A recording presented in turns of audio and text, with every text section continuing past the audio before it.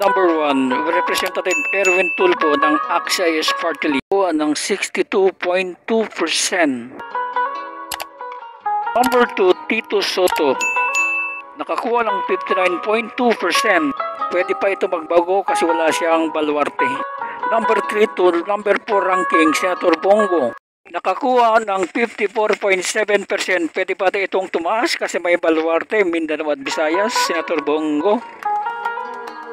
Number 3 to 4 rankings, Bitag Ben Tulfo, nakakuha ng 52.7%. Pwede pa ito umakyat pero hindi na ito bababa. Do wala siyang baluarte pero kilala yung pangalan niya na Tulfo. At marami din ito na itulong. Sure na ito si Ben Tulfo sa Senado. Number 5 to number 9 ranking, Senator Pia Cayetano, nakakuha ng 46.5%. Pwede pa ito magbago yung numero kasi yung baluarte niya ay maliit lang, tagig.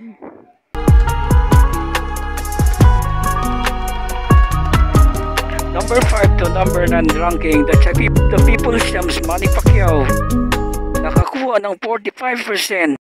Pwede pa ito magbago, hindi masyado mataas.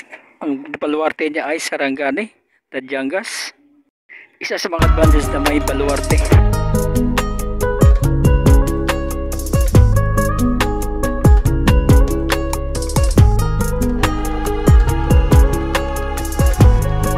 Number 5 to number 10 ranking, Ping Lacson, nakakuha ng 44.1%.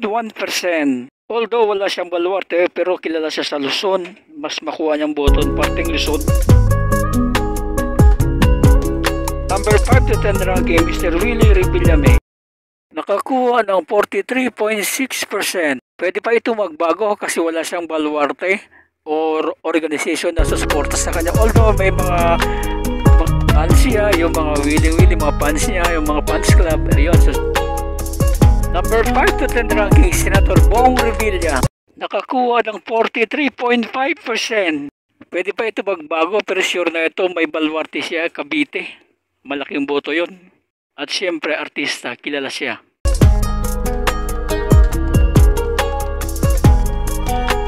Number 7 to 14, Abby Binay, nakakuha ng 40.1%. Although pwede pa magbago, may baluarte siya na Makati. At kilala din ang pamilya Binay sa Luzon at kay Jojo Binay, may pangalan ka.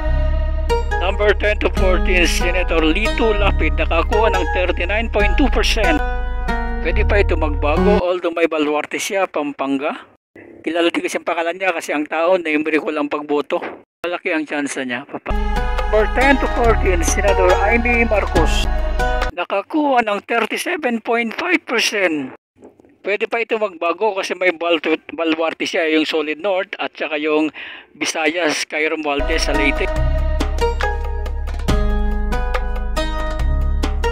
Number 10 to 15, Senador Bato de la Rosa, nakakuha ng 36.9%. Pwede pa ito tumaas. Number 10 to 15, Representative Camille Villar, nakakuha ng 36.5%. Medyo alanganin na si Camille Villar, yung baluarte niya ay Las Piñas lang.